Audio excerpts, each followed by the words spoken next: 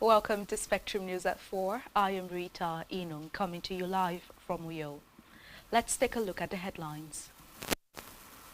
President Tinubu Doja's installation as Olubadan.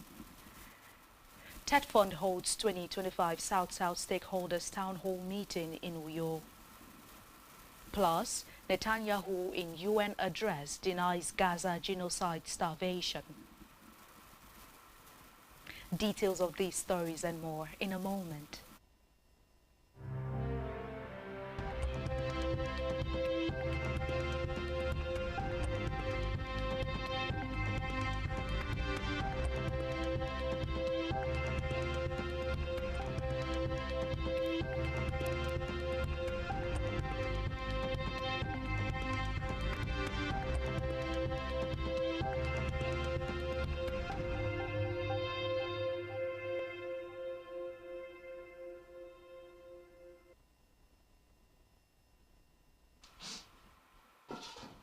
Good afternoon and many thanks for staying tuned.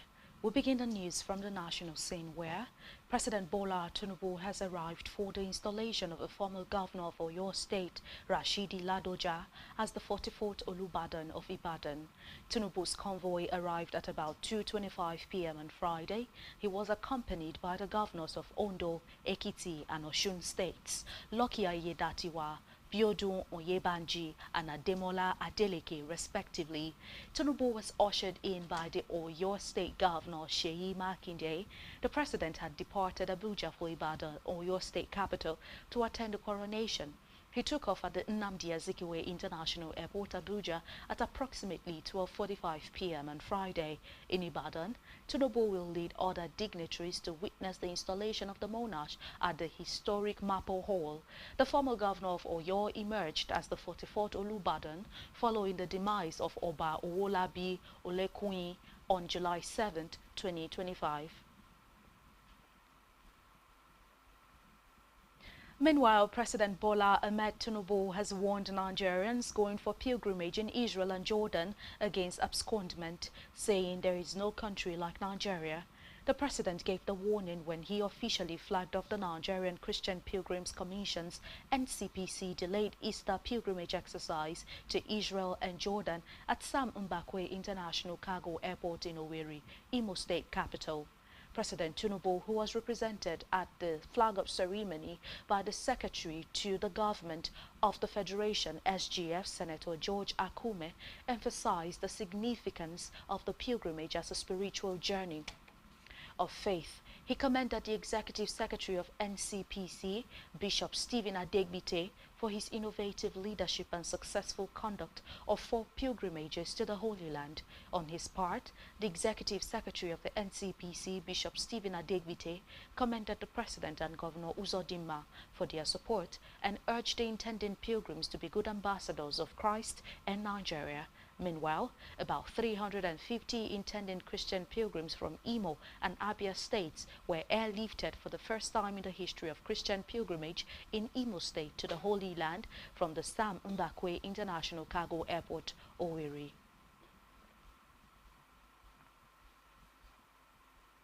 In the meantime, President Bola Ahmed Tinubu on Friday congratulated the leader of the All Progressives Congress in Alimosho local government area of Lagos State, Adebisi Yusuf, on his birthday. The president conveyed his congratulations through a statement signed by his special advisor on information and strategy, Bayo Onanuga. The statement also added that in Lagos and its State House of Assembly, Yusuf chaired several committees, including Public Accounts, Local and Commerce, where his impact was immensely felt. Elsewhere, the Minister of Education, Maruf Alausa, has said that the federal government under President Bola Ahmed Tinubu is committed to restoring the dignity of the teaching profession and redesigning Nigeria's education curriculum to meet the demands of the 21st century. Alausa stated this while delivering a speech themed The Future of Africa, organized to celebrate the 80th birthday of the former Minister of Education, Professor Tunde Adeniran, at the International Conference Center, University of Ibadan, Oyo State. Represented by the Vice Chancellor of the University of Ibadan, Professor Kayode Adebowale. The minister explained that the government's priority is to revolutionize the nation's education system by equipping young Nigerians with critical thinking, innovation, and skills. He added that the future demands Nigerians to move beyond rhetoric and embrace decisive action in four key areas: curriculum revolution and skills investment in teacher quality, access, equity, and inclusion.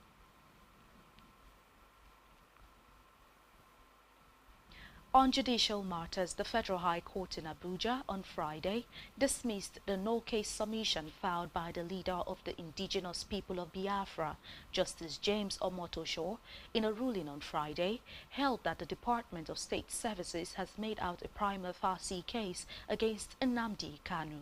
He accordingly ordered Kanu to enter his defense, as the prosecution has been able to convince the court beyond reasonable doubt that he has a case to answer to in the alleged terrorism charge brought against him by the federal government. Justice Omotosho held that the evidence presented by the Department of State Services through its 5 witnesses were such that there was the need for Kanu to provide some explanations in the charge brought against him.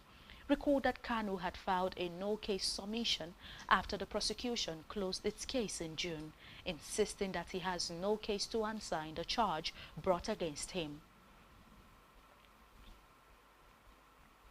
Back here, the Tertiary Education Trust Fund, TET Fund, has reaffirmed its determination to institutionalize transparency, accountability and inclusivity in the way it delivers educational interventions. The fund made the commitment at the 2025 Board of Trustees Town Hall meeting for South-South beneficiary institutions held in New York. Our correspondent Esther Otoyo, who was at the event, brings detail.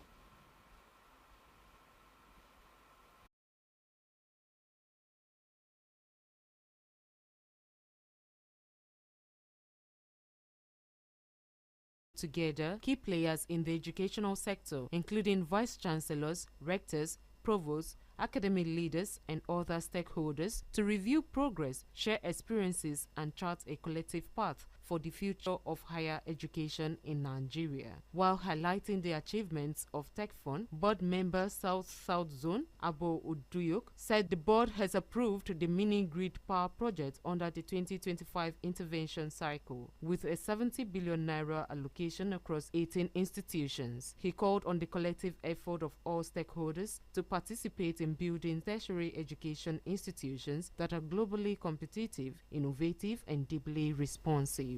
As we gather here today, our purpose is to strengthen accountability, deepen transparency, and build stronger bonds of trust among all stakeholders who share the responsibility of advancing higher education in Nigeria. The Board of Trustees recognizes that the fund cannot thrive in isolation. It must be responsive to the aspirations of tertiary institutions and align with the development of tertiary education of our country. Several speakers in their presentations highlighted difficulties faced by Nigerian universities, polytechnics and colleges of education, such as poor infrastructure, underfunding, brain drain and low research output. While identifying the contributions of Tech Fund, they recommended more support for digital learning infrastructures and innovations. That President Tinubu assumed office in May 2023 with an economy faced with multiple challenges such as what? Very sluggish growth of the economy, falling revenues, crippling subsidy system, banditry, public discontentment over the deterioration of living standards. His administration interpreted this, characterized these challenges as a period and a time of monumental challenges in our country that we're going through a very serious crucible in our country. And then to show up our hope, he came up with a promise. And at this time, needed to take bold steps, sometimes very painful steps. And then he brought this promise, renewed hope, and then identified TEDFON as a critical channel for translating this vision into tangible results, with a mandate to one manage tax, education tax that were collected from the company, fund public tertiary institutions. Therefore, remain the only source of supplementary capital projects for public universities, technology, and university polytechnic and co-education. We must have targeted PhD and postdoc scholarship in specific fields. We must also have trained the trainer and better teaching methods, to be started in the schools. We must also have fellowship programs for industry placement. Participants applauded TechFund, noting that the meeting provided an opportunity for open dialogue on the challenges confronting the sector and the solutions needed to address them. They, however, rejected President Tinubu's 10 million naira loan to tertiary education lecturers, demanding for a more sustainable intervention. TechFund has done so much for us as an institution. But first of all, some observations. The quality of projects. The money has not changed, but the cost of materials to do this project have increased. TechFund should look at the quality of projects done. The people you send to come and supervise those projects, you must know them properly. Last year or so, TechFund was serious about security of these facilities, and I was in that meeting, one of those meetings, where we were promised that plans will be made for protection of these facilities being introduced in our colleges. But this year, we have not seen any of such. And I wish something has to be done. I believe that Directorate of Academic Planning and other directorates should be sponsored for TechFund conferences and workshops to ease the financial burden of the beneficiary institutions. This thing that we've done today will give us a pathway to develop an university for lower rank. The town hall meeting featured interactive sessions among participants. Esther Otoyo, Spectrum News.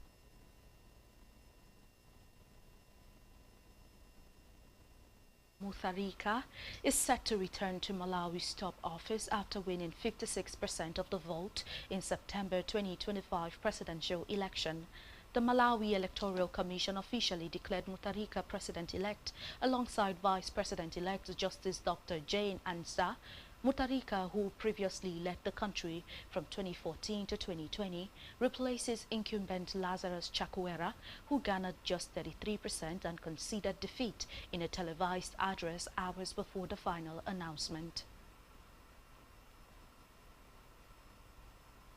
And still in Africa, the Democratic Republic of Congo is grappling with a new outbreak of Ebola as health officials have confirmed 11 additional cases in the Bulape health zone of Kasai province. The outbreak remains concentrated in 6 health areas: Bambalei, Bulapa, Bulape Communitary, Dikolo, in Congo and Mpianga. Reports say as of September 21, 2025, the total number of reported cases increased to 57, comprising 47 confirmed and 10 probable cases. According to the report, the outbreak has claimed 35 lives, including 25 confirmed and 10 probable cases, resulting in an overall case fatality ratio of 61.4%. On the foreign scene, Israel's Prime Minister Benjamin Netanyahu at the UN on Friday denied accusations of genocide in Gaza and using starvation as a tactic, insisting Israel was actually feeding the people of the devastated Palestinian territory. Netanyahu also said that his country has crushed the bulk of armed Palestinian group Hamas's terror machine and sought to finish the job as fast as possible. Netanyahu celebrated what he said was a series of Israeli strategic victories in the past year that also included targeting Iran's nuclear program and assassinating the Hezbollah leader Hassan Nasrallah in Lebanon. Israeli Prime Minister Benjamin Netanyahu took the stage Friday at the United Nations through a mass walkout of delegations as well as cheers from supporters invited to the audience.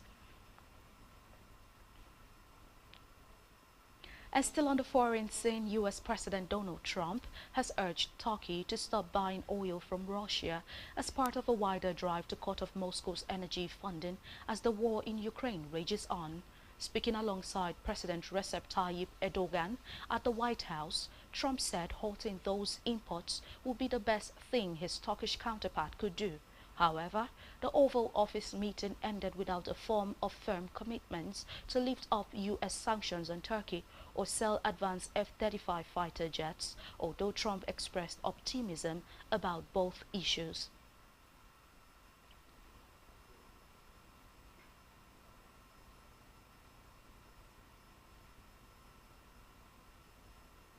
And still to come in the news. Super Eagles to face Colombia in friendly in November. Stay tuned for details of these and more in a moment.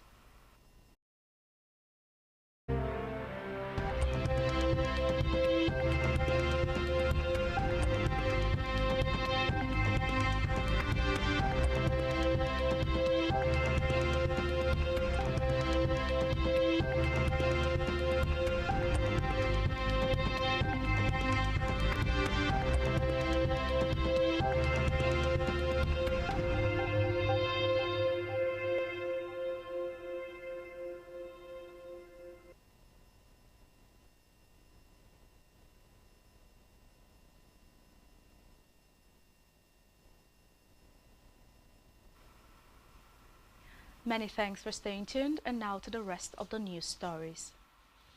In business, the management of Dangote Petroleum Refinery and Petrochemicals has embarked on a sweeping reorganization of its operations and workforce. The refinery said the decision was taken in response to repeated sabotage of staff members that threatened the operational safety of the 650,000 barrels per day facility. In a letter dated September 24, 2025, and signed by the Chief General Manager, Human Asset Management, Femi Adekunle, the refinery said it was constrained to carry out a total reorganization of the plant following many recent cases of reported sabotage in different units of the petroleum refinery, leading to major safety concerns. Affected staff were directed to hand over all company property to their line managers and await clearance before receiving their entitlements, which the Finance Department would compute in line with their conditions of service. However, a senior official of Dangote Petroleum and Refinery dismissed reports that the company sacked workers en masse, insisting that the recent development was a reorganization exercise aimed at curbing sabotage within the plant. And still in business, the Minister of Budget and Economic Planning, Abubakar Bagudu, has called on the World Bank to support Nigeria's Renewed Hope Ward Development Program, a grassroots initiative he described as central to achieving President Bola Tinubu's target of building a $1 trillion economy by 2030. Bagudu made the appeal in Abuja during a meeting with the World Bank new country director, Matthew Vergis. According to the minister, the ward-level scheme is designed to stimulate local economies, drive inclusive growth, and lift millions of Nigerians out of poverty. He stressed that while his ministry would coordinate the program, it would be implemented collaboratively with the federal, state, and local governments.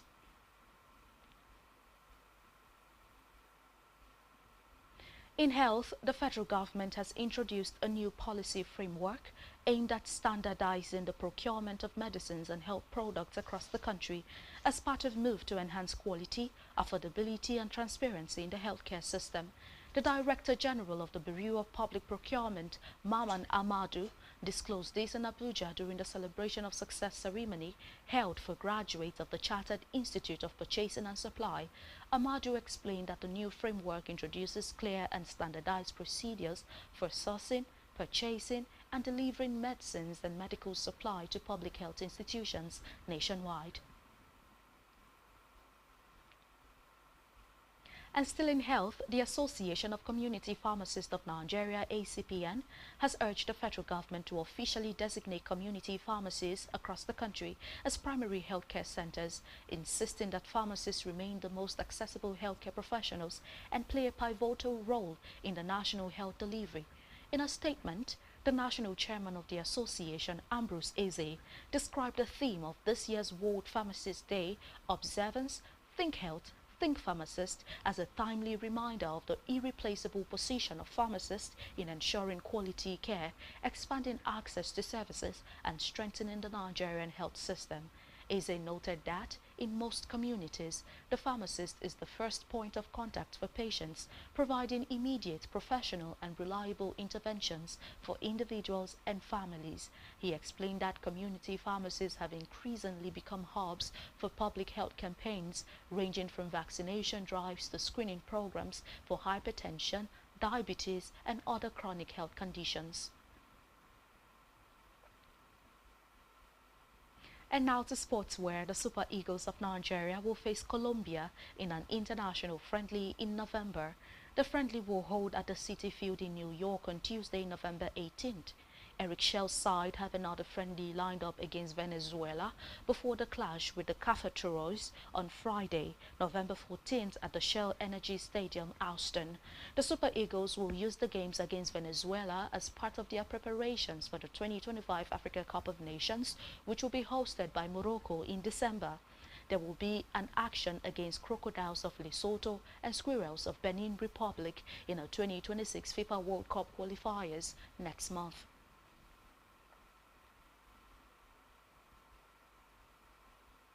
And still in sports, former Arsenal and Chelsea striker Oliver Giroud netted the winning goal as Lille beat Brann in the Europa League.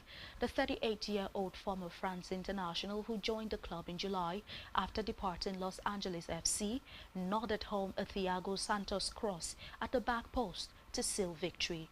It means Giroud, who turns 39, has now scored 3 goals in his 5 competitive matches for the League One club. Hamza Igamane had opened the scoring for Lille after 54 minutes, sliding that back post to tap in after Matthias Fernandez Pardo ran down the wing before squaring the ball across the face of the goal. Seva Magunsen equalized soon after for Brann, slotting inside the far post of the Norway's counter, but Giroud's 80th minute's goal sealed victory for the French side. On our entertainment news, Nigerian music singer Oluwa Tobiloba Andigwibe, popularly known as Kiss Daniel, has debunked a viral report claiming that a court ordered the freezing of his personal and business accounts over a contract dispute. The report, which spread widely on social media, alleged that the Buga hitmaker was directed to pay €200,000 in damages for failing to honor a show despite receiving a $50,000 advance payment, and that his accounts were frozen by court order. A statement released by Kiss Daniel's team described the report as false, misleading, and a deliberate attempt to tarnish the artist's reputation. The singer's team vowed to take legal action against those behind the fake report, emphasizing that the artist remains focused on his music and upcoming shows. And that's all we have for you on the news at this time. Do ensure to follow us on social media and subscribe to our YouTube channel, all of which you can find on our website, spectrumtvlive.ng. You have been watching Spectrum News at 4. I am Rita Inung. Enjoy the rest of your day.